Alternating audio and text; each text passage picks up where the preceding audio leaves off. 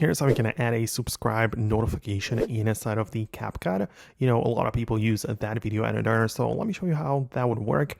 If it's your first time here, make sure you become part of this Foxtecc community so you don't miss the upcoming videos similar to this one. So you open up Capcut, make sure you are inside of the project and have your videos imported, that you are going through all of the, edits and the actual subscribe notification. The best way to add it is by adding a sticker, right? So as long as you don't have any clips selected at the bottom, you see some options, and stickers is most definitely one of them.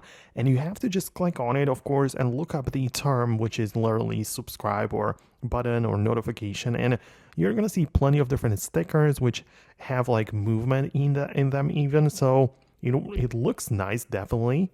And you can make it appear in any part of the video because it just gets added to the timeline like any other clip. So you can make it longer, shorter. You can just change the size or decide the location within the frame. So it behaves normally, and it's very nice way to add quickly the notification or the sticker with this information there. One more thing though, you can also animate it using the keyframes because that's going to work as well. So you can, for example, make it appear from the edge by animating the actual sticker with keyframes. So depends on how much you want to play with it. You have more options for it, so let me know in the comments below if you found this video useful. Hit the thumbs up if you did, and stay tuned for more tutorials and similar videos like this one.